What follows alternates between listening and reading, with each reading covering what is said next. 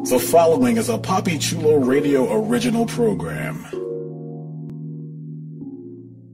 The views and opinions expressed in the commentaries and or interviews in the following program are solely of the individuals and are not the views of Papi Chulo Radio, its parent, affiliate, or subsidiary companies.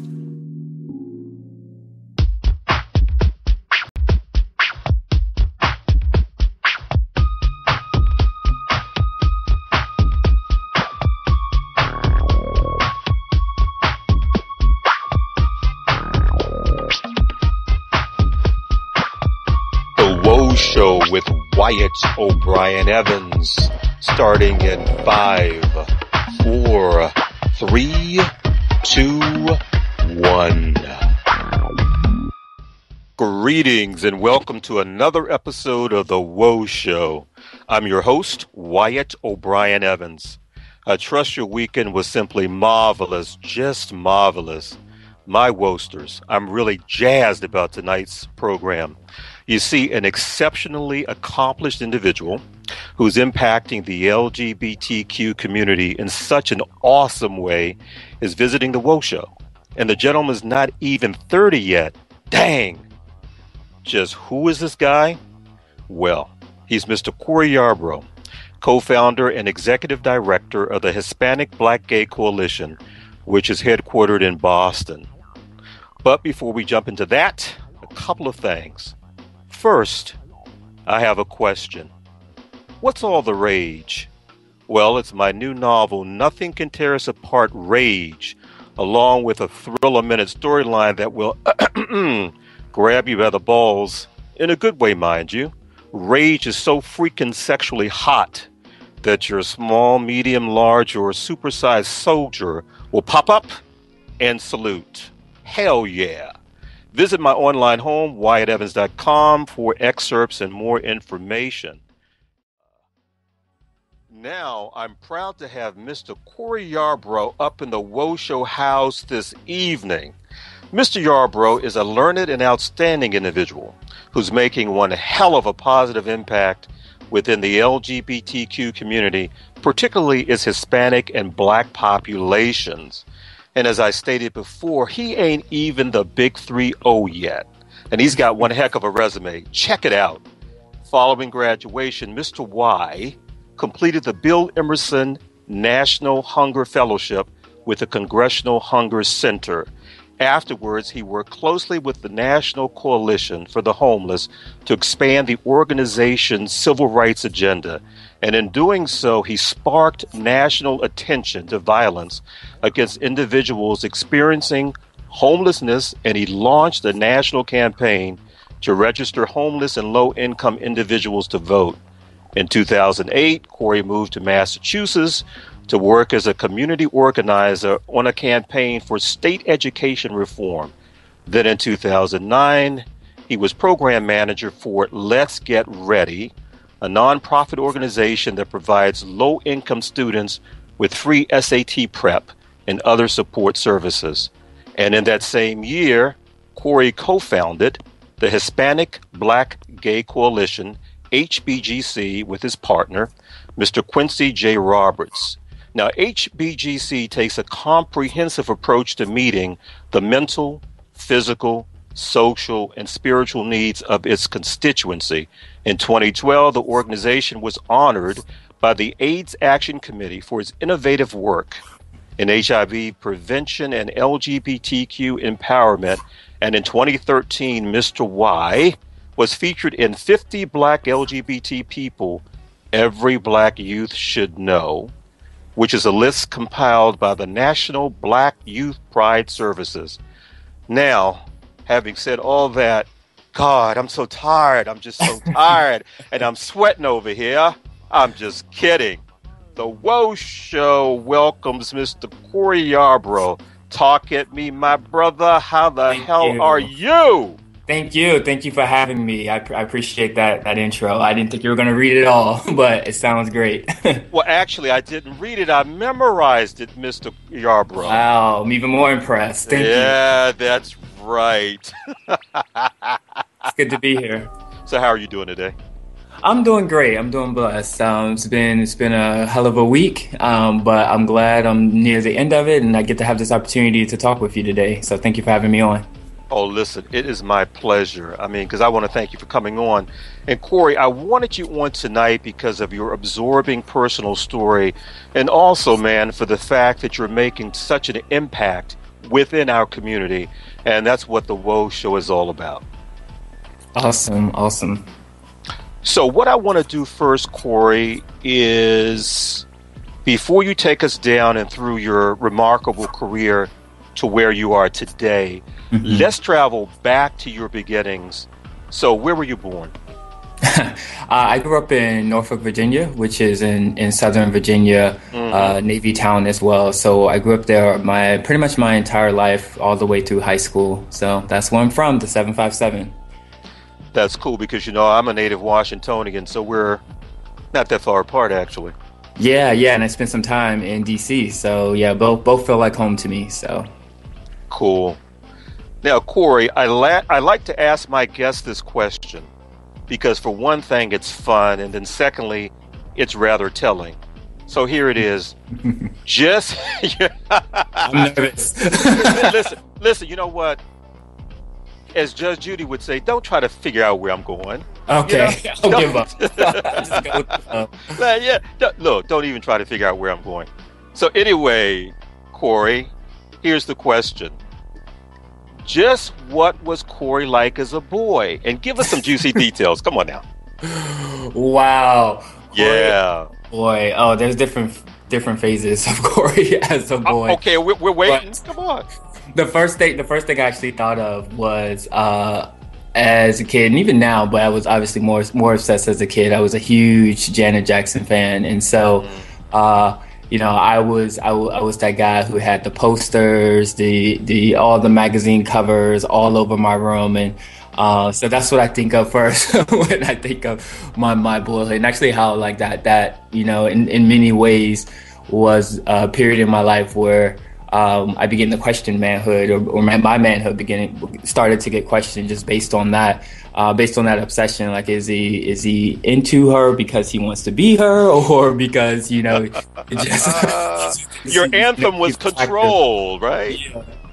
Yeah, exactly. So that's what boyhood was like for me. But as far as Corey, the student, and in middle school and in high school, I was a really shy kid. I was kind of always cautious of my surroundings, and I kind of just wanted to fit in and just pass my way by. So is kind of weird now to be considered a leader, to be doing what I do today, because I was really that shy kid who rarely spoke up in class, growing up.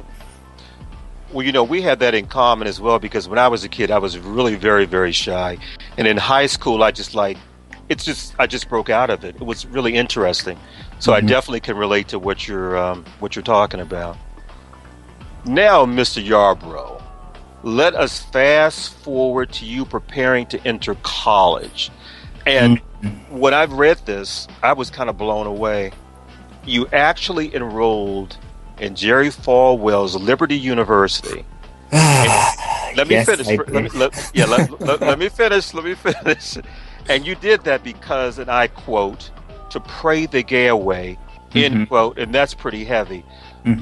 Would you mind telling us about this and about your experience at Liberty? Sure. I mean, I think really, that story also goes back to my childhood and growing up as a boy. Because very early on, I felt like I received messages that being my authentic self was not okay. And it's funny because I got it not even so much explicitly from my parents, but through so many different angles, be it the media, be it through the teams I was on when I played sports, be it the church, and all in the school. So all these different things, made me think that being gay was just simply not acceptable. And not only was it not acceptable, but it was my burden to get rid of it or to hide it. And so, it's weird because when I was in high school, junior, senior year, so many people look into colleges based on, a location they want to be at or a particular program that they want to study. But for me, one of the main priorities was finding a college that could quote unquote fix me or make me this ideal Christian. And being an ideal Christian at the time meant being straight.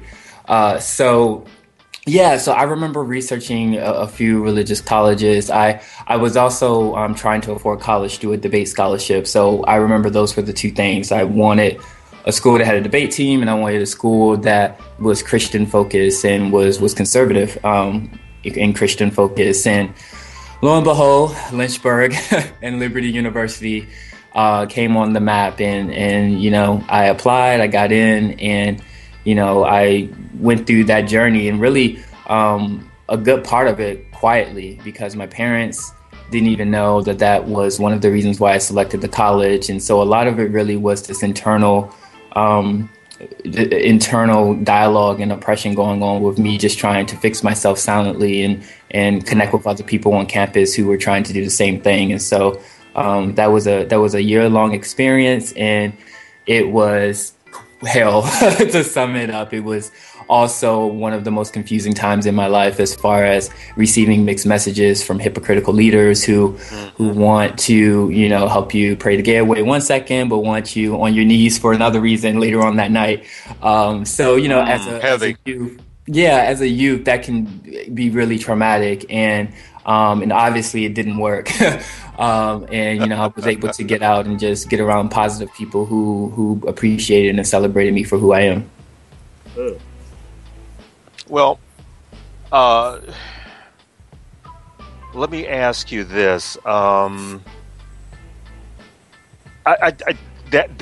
is really heavy, because I'm still trying to get over that. Were there actually other students there who were trying to pray the gay away as well? Yeah, I remember connecting with men who were in my class, and I remember I was in this almost like a Bible study group where and I still have the book to this day. I bring it in every now and then when I speak to you for other people.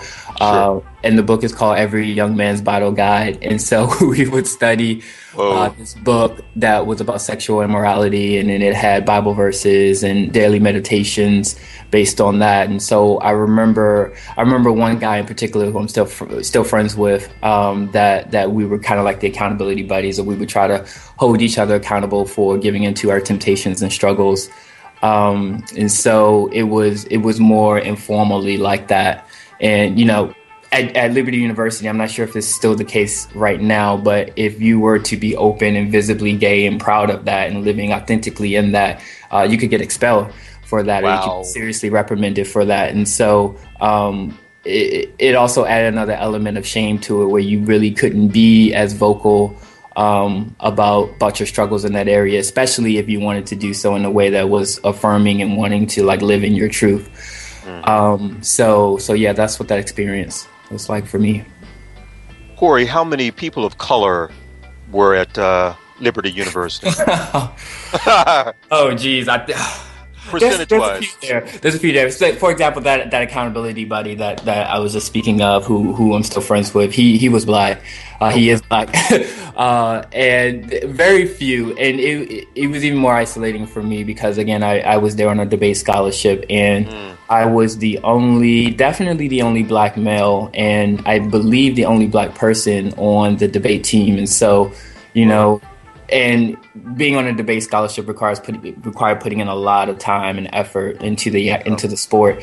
So it was really, really isolating. I also remember going to mandatory convocation services that Jerry Falwell would preach at 3 times a week, that being required, and, you know, being one of the only black people, you know, in the arena that it was happening in. So definitely dealt with a lot on both ends, from the racism to the homophobia and the internalized homophobia, you know, that was pressed upon me from being in that culture.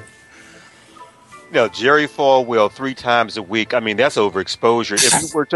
If you were to look up overexposure in Webster's, you would see Jerry Falwell's face.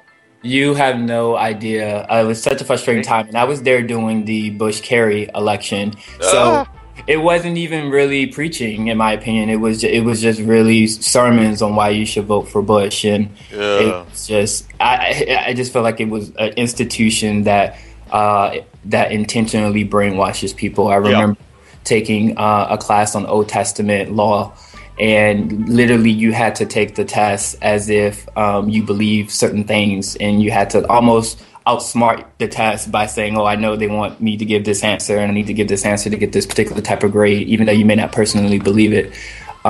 So, that was really a crazy time, but why I'm so passionate about the work I do today, because I wouldn't want anyone to experience that if they didn't have to. Wow. Okay, now you're in Jerry Falwell La La Land, as I call it. And at some point you had a major revelation that totally altered your life and put you on a different path. Would you tell us what that revelation was? How did you come to it? And how did it affect you? Yeah, you would think it would be this grand story or something that just happened to me one day. But as far as what made me transition out of Liberty, I honestly just was surrounded by love, and I had some great friends and allies, both white and black, most of them that I'm still close with and friends with today, that I did confide in, and they did accept me. And it was the first example while being at Liberty, I feel, of like unconditional Christian love, or what those principles are supposed to be all about. And so, there were a few special people that were in my life that convinced me that, that wasn't the journey that I needed to take, and that I could just be me authentically. And so those people and those allies, kind of supported me on transitioning out and going on to James Madison University, and, being really, really happy there. Mm-hmm. That's great. Let me ask you this. When did you come out to your parents? And what happened with that? Story. Okay, so I originally came out to my mother in high school. Actually, I was dating this guy at the time, and it was one of those things where I was asking for rides over to his house and sleeping over his house every weekend. And finally, it just got really, really suspicious, really suspect. And one day I remember she was driving me to school, and she just asked me, why do you always hang around this boy a lot? And I believe, I can't remember the exact words, but I think she was like, you're not gay, are you? Or something like that. And then I was just like, well, what if I am? And then I, at the time, just came out as bisexual. I'm like, oh, well, I like both. I'm really into people, not gender. And, it was kind of a hush-hush thing. It was like never again mentioned after that conversation in the car. I was scared to bring it up again. And I think my mother just didn't know how to continue the topic with me. So I essentially came out as bisexual, and then like ran back in the closet and didn't want to talk about it anymore. And so it really wasn't until really moving to Boston that I kind of brought it back full circle. And the turning point for that, and when I came out to my father, was the suicide of my brother.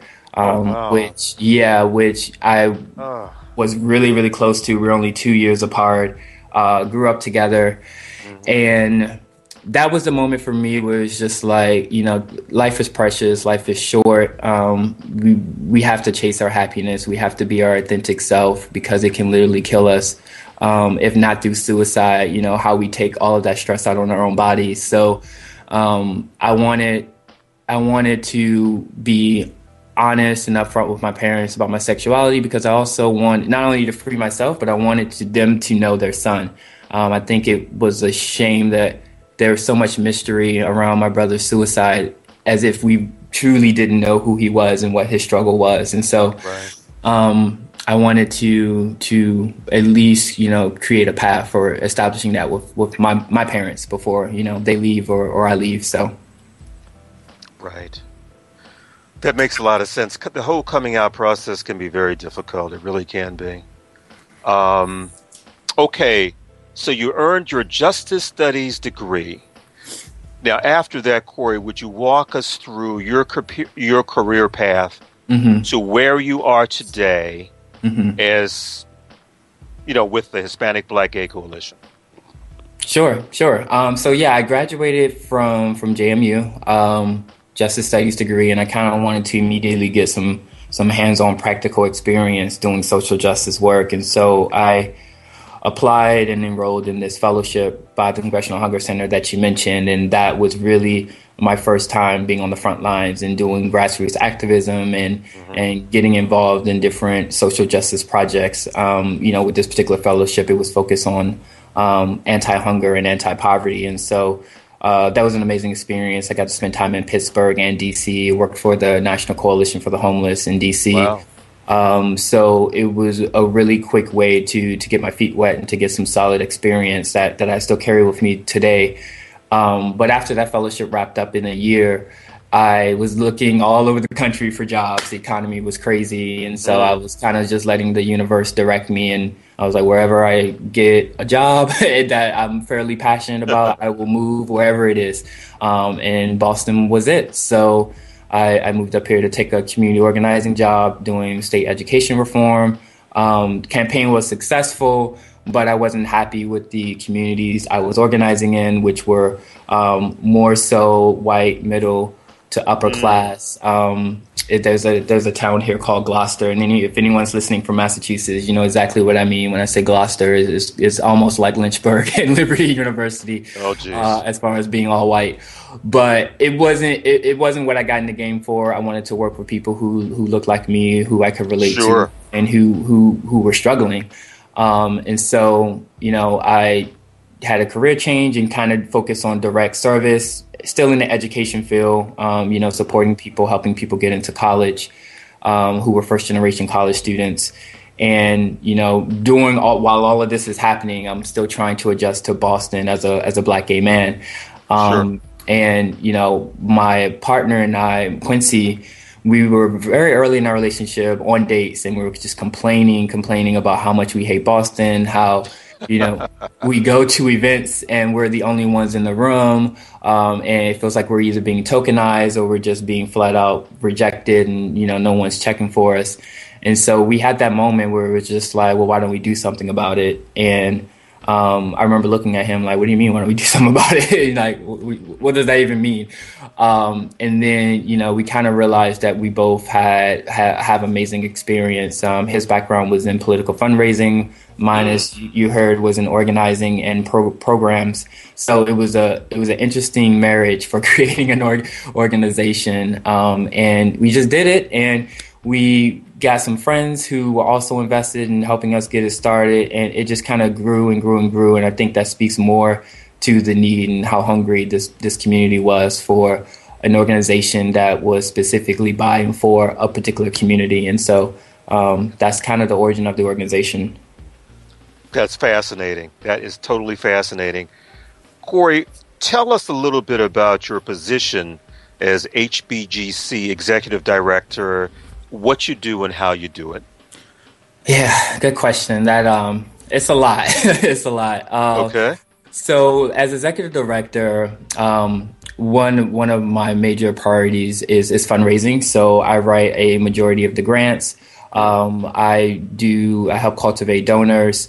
And just help build relationships so people know who we are, know the impact we're having in the community, and are compelled to help us out in any way that they can. So first and foremost, that's my job, is to just make sure the organization is sustainable and is growing and is visible in the community. I think after that, I also I'm the only full-time staff member at HBGC. So hopefully down the line, the executive director won't wear all these hats, but I also, serve as a program director to a certain sense, in that, I guide my team in coming up with goals for their programs, strategies for meeting those goals for the programs, and then just providing the resources necessary to have those programs and groups succeed. So that's also something I'm really passionate about, because I enjoy professional development and working with people in a team. And so those two are the main responsibilities of my job, but it seems like it shifts from day to day doing different things, but that's also is what's exciting about it. Oh boy, that's a hell of a lot right there. Yeah, it keeps me going though. I hope, hopefully it keeps me young. I guess only time will tell there. Well, you ain't 30 yet, so Yeah, hey. true. Okay, so I take it then one of the challenges that you face is raising funds for the organization. Mhm. Any other challenges? Oh, absolutely. Yeah, raising funds for the organization is a challenge, but I think, obviously in Boston, racism is very real. All different types of isms is real in Boston, and so that can be very challenging as well. And of course, it's all tied together because it can be difficult getting funding because of the type of organization we are. But I feel like running an organization like this, there's so much to balance, right? Because we have to deal with racism from the mainstream LGBT community and the Boston community at large. We have to tackle homophobia and transphobia in the Boston community, and our particular mission is to do that within the Black and Latino community. So that's a challenge before us. And in addition to that, we are the Hispanic Black Gay Coalition. So that means we work to unite the Black and Latino community as well. And so that can bring challenges, particularly in Boston, where it's not like where I grew up as much, where those two communities are naturally drawn together and kind of see each other as one as far as the struggle. That's been a challenge within itself, as to have Latino leaders invested in our mission, have Black leaders invested in the mission of merging the two communities. And then on top of that, you have the lesbian, bisexual, gay, and transgender community, which is in our mission statement, and I take very seriously as far as making sure we're as inclusive and representative of the entire community we claim to represent. And so that's a lot to juggle, and that's a lot of relationships to build, and a lot of healing and mending in our community to make. And so I think that is a challenge as well. But the funding piece plays into that, because all of those dynamics kind of affect how you're able to get funding. So, yeah. Wow. Now, Corey, you've touched on this before, but I would like you to expound on it. Why are you so passionate about working with the Latino and Black communities? Good question. I think there's two. We'll see how many answers come out, but I think there's two answers, main answers for that.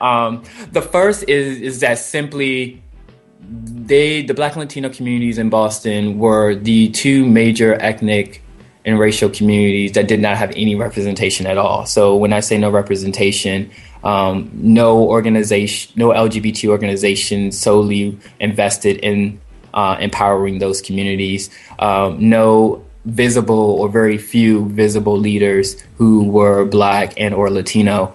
So that's like the simple answer. It's just, it didn't exist. Whereas for, some other ethnic and racial groups, those LGBT organizations did exist. So that's one. But two, I think where the passion for it comes is just looking at the statistics and, across the board from HIV to high school dropout rates to homelessness to depression to suicide. It's always, or 9 times out of 10, it is Black and Latino LGBT people or Black and Latino communities in general fighting for the top spot with those disparities. And so I feel because all of these social ills are particularly impacting the Black and Latino community so deeply, we have to work together to find a solution and to really uplift ourselves to be that solution.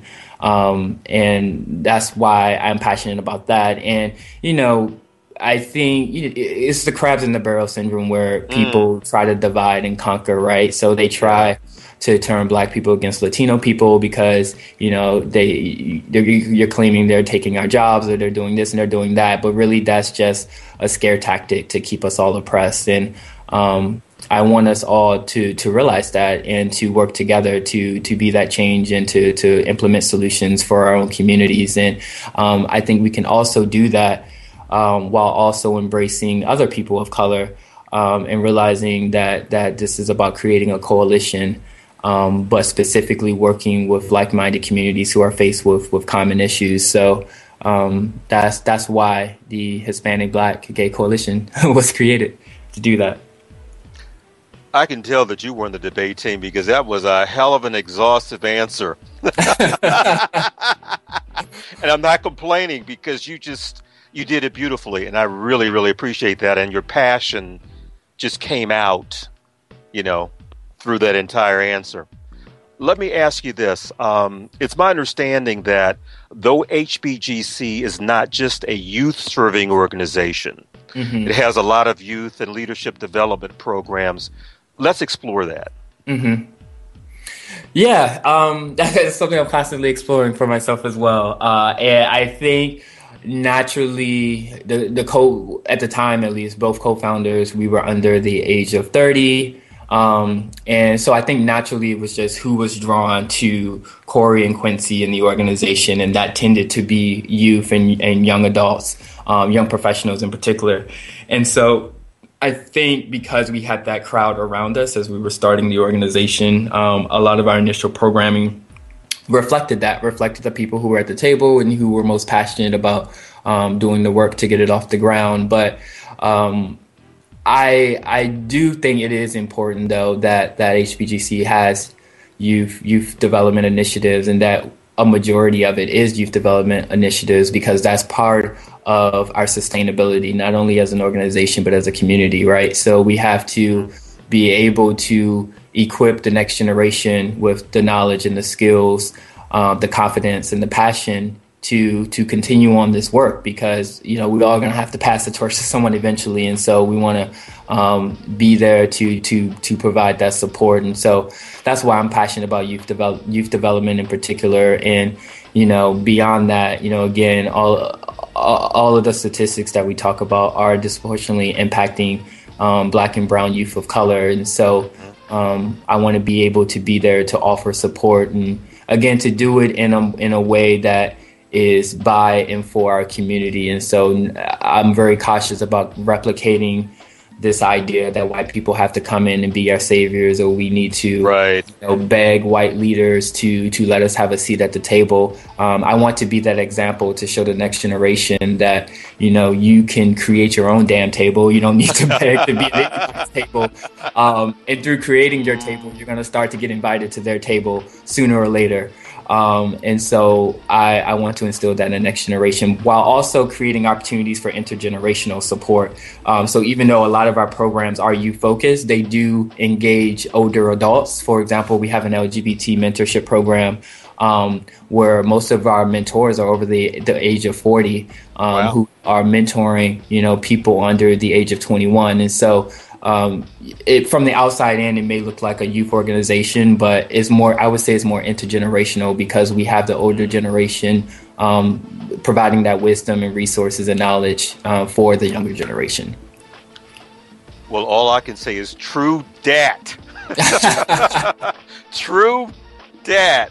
Yes, sir. Yes, sir. Yes. Now, Mr. Y, I love calling you Mr. Y. That's new. That's first for me. Yeah, then listen. I like it, though. You like it? Now, listen, I patented that already, so, that's mine. You can borrow it. I won't charge you anything. Okay, I appreciate that. No problem. Let me ask you this. I've been reading where HBGC is one of few LGBTQ organizations that focuses on spiritual care and growth. Mm-hmm. Why, Corey, is that important to you personally, and also as an LGBTQ activist? Mm-hmm. Wow, yeah, great questions. I mean, obviously my story of just having gone through that experience,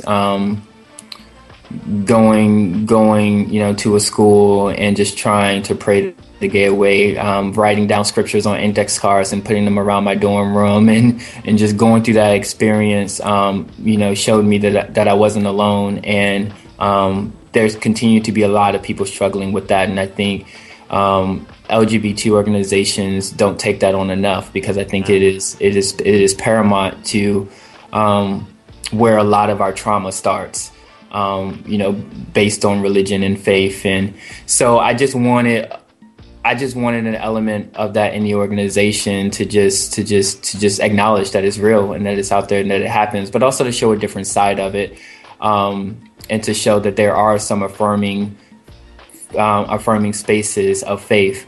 And we actually have a partnership. Our office is housed in the basement of a Black church, actually the only historically Black church in Boston that is affirming to LGBT people, Union United Methodist Church, where I also attend personally. And so we want to raise the visibility of affirming faith communities and affirming Black and Latino faith leaders to show that, if you want to be religious, if you want to practice a particular faith, that's not necessarily in contradiction with being openly about your sexual or gender identity. And so that's why it's so important to me, because I think so many souls and so many lives are lost battling with that. And I think it's based on a bunch of lies, a bunch of bullshit. Absolutely. Corey, I want to touch on something that I'm very passionate about, and I'm sure you are as well. As a journalist, I've researched and written extensively about intimate partner violence and abuse, or IPVA, within the LGBTQ community. And I just had an episode on the WOE show specifically about that. And also I conduct seminars and workshops on this issue. Now, not long ago, HBGC released a report on IPVA within the Black and Latino communities. Would you mind stating some of the findings and tell us a little bit about it? Sure. Yeah. So that report was a part of a collaboration that HBGC is in with 3 other agencies here in Boston, and it's called the Todos Initiative. And we basically exist to raise awareness to the fact that partner abuse, intimate partner abuse, does happen in the LGBT communities, and particularly within the Black and Latino LGBT communities. And so part of doing that was releasing this community assessment, where we got over 250 responses from our community just about how you view partner abuse, and your likelihood of accessing services if you personally was experiencing partner abuse. And what we found from that survey was interesting. Well, first, what stood out in the survey is how powerful our stories can be in transforming our communities. About 80% of the respondents said that hearing personal stories from those affected by partner abuse will be helpful for understanding more about what partner abuse is and why we should take it seriously. And that also complemented 55% of people who said that partner abuse is rarely or never talked about in their community. And so, sometimes what seems simple is really one of the best approaches to meeting a need. And so just simply sharing our stories and being more visible about the pain our community is experiencing and the journeys our communities have taken towards healing can be very transformative and helpful in our community. But beyond that, some other things I thought were interesting that came from the survey was particularly around the question on what will prevent you from seeking support services if you were personally experiencing partner abuse.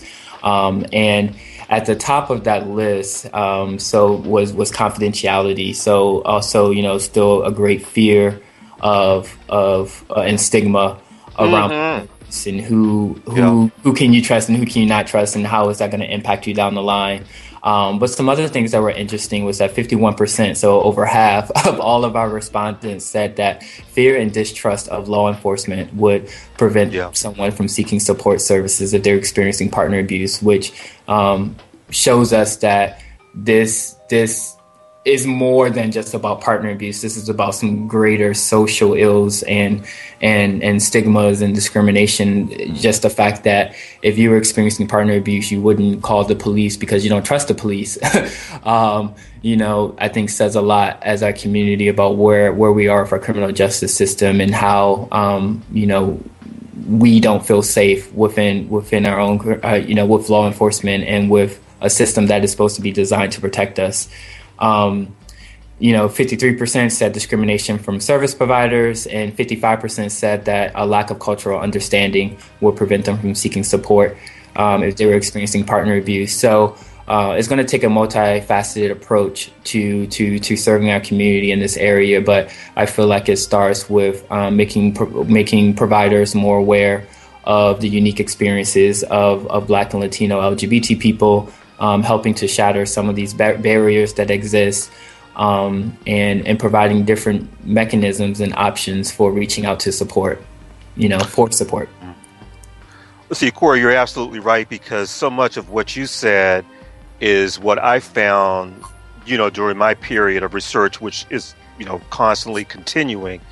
And there's this mentality that a lot of people have that intimate partner violence and abuse is okay because it's boys being boys, They don't take, a lot of people, not meaning to generalize, on the outside looking in say, oh, they're guys and they're boys being boys and it's okay. But it's not. Abuse is abuse. It's potentially life-threatening and it's demeaning. And I just get so sick of hearing this, oh, boys will be boys. Yeah, I agree.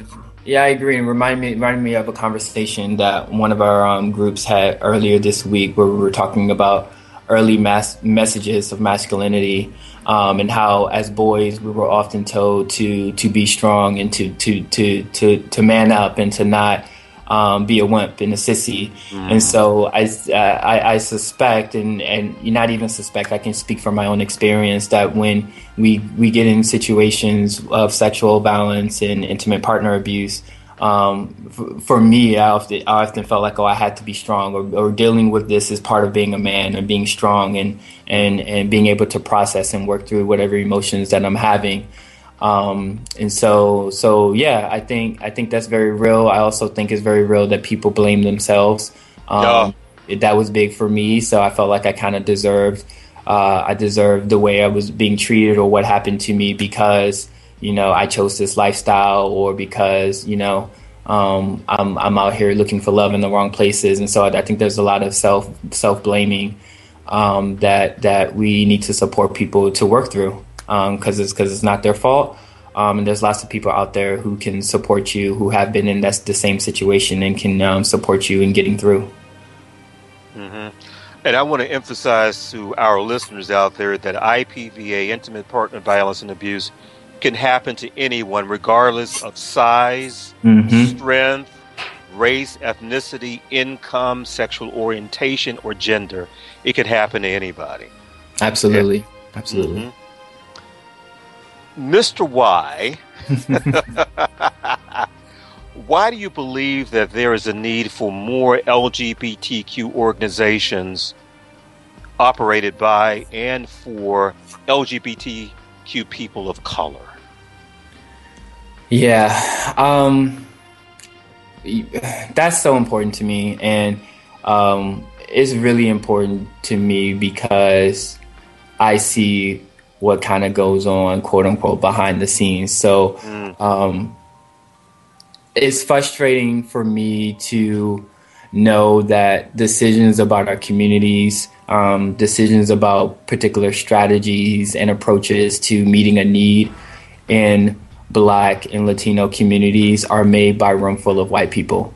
And the thing is that there's a lot of stunts and shows going on where there may be the illusion that decisions are being passed down or being made and passed down by leaders who look like you.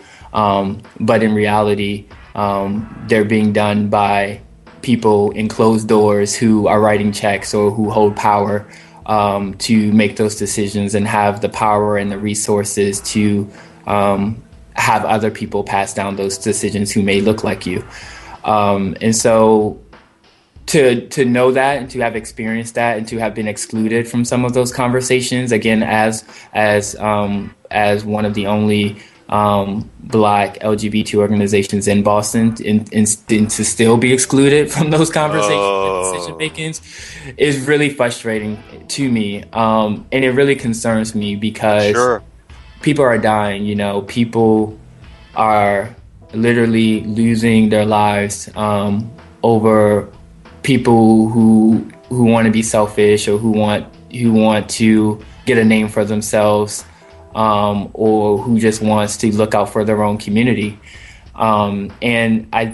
We just really need to create our own table, as I said before. We need to build the resources of our community so we can minimize the need to engage other people who we feel are opposed to our values and opposed to our mission. And I think the only way we're going to do that again is by pulling together the resources of our own community. And yes, that means money. And yes, that means, funding. But it also is what I talked about earlier. It's just passing down skills and knowledge for the next generation, or for people in your own circle, so they can be empowered to make decisions and pursue their dreams without feeling like they have to compromise themselves. So ultimately, I'm passionate about more LGBT organizations of color, because I want to see us implement the solutions to our own problems. I want our stories to dictate how we respond as a community and how we engage each other as a community. And I think that gets really compromised when you have to take funding from a certain person, or you have to build a relationship with a particular organization because in the long run it is supposed to help your mission. And I just feel like that's a form of oppression. That's a form of compromise and violence against ourselves, to have to compromise a part of yourself just so you can get your community ahead. And I don't want people to experience that. Man, you really hit the nail on the head. May I make a deal with you? Sure. Okay, this is the deal. I'll let you use Mr. Y if I can use stunts and shows. I love that. I mean, I don't think I can claim that, but I do. You can definitely take it. I don't think there's a problem with that. I don't know where I got that from, but sometimes, yeah, that's all you can say. It's just stunts and shows, and without having to tell stories, I'll just leave it at that to keep it cute. I mean, that's the headline for my next Huffington Post article: stunts and shows. I love it. Oh, it's a lot going on. It is a lot going on. Wow. But yeah, I try to stay above it, and I try to be honest about that stuff going on, but not dwell on it so much that it keeps me from doing what my mission and what my calling is. So that's what it is. Well, Corey, let me ask you this. What's the next act or acts for the Hispanic Black Gay Coalition and for you? Good question. So I'm really excited. We have our annual youth conference is coming up in October. And so this is going to be our 4th year doing it. It is something that started really small. It started with, I think, like 75 LGBT youth of color about 4 years ago. And this year we're expecting over 300 all over New England. And so that is going to be on October 4th and 5th in Cambridge. You can check out our website for more information on that. But that's just an opportunity for LGBT youth of color under 25 to come together in a space to exchange skills, exchange knowledge, celebrate one another, and build a movement for what they feel like our community need to focus on. And so it's free. It's a great time. It's one of the largest gatherings of LGBT youth of color in New England. And so I definitely encourage you to check it out. Even if you're not from New England, you're welcome to come.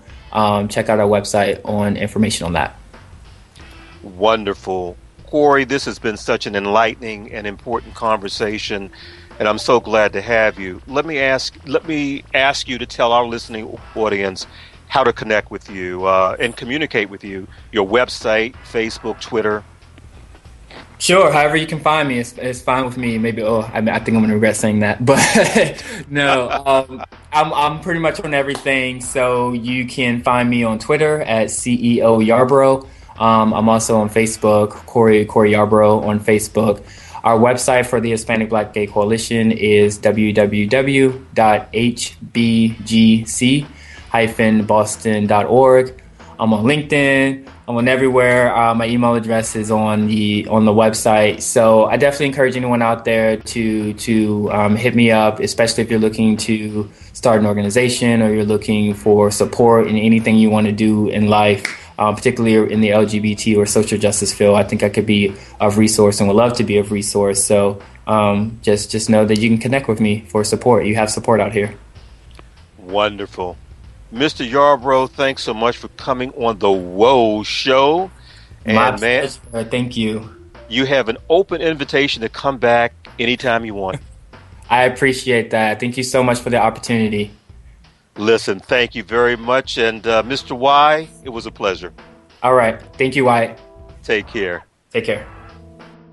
That's it for tonight, you all. I'll be back next Sunday night, 9 p.m., same bat time, same bat channel. And just take a trip to